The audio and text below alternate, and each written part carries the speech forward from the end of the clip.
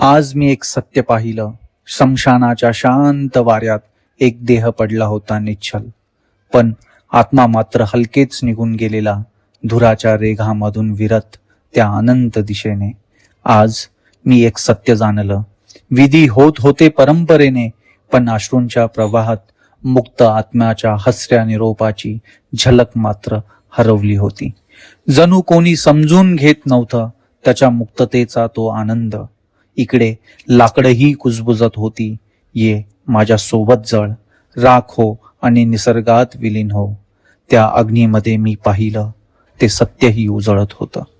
वेदना होती पण प्रकाशही होता. देह, अहंकार, नाते आणि ओळख सगळं विरून गेलं आकाशात उडणाऱ्या त्या धुरासोबत. उरली फक्त ती निर्वाणाची शांतता, जी जन्म आणि मृत्यूला जोडणारा एक अदृश्य सेतू आहे. मृत्यू जो आरंभही आहे आणि शेवटही. आणि आज त्याच क्षणी मी एक सत्य झालो, क्षणभंगूर देहात शाश्वत आत्म्याचं प्रतिबिंब शोधत. क्षणभंगूर देहात शाश्वत आत्म्याचं प्रतिबिंब शोधत.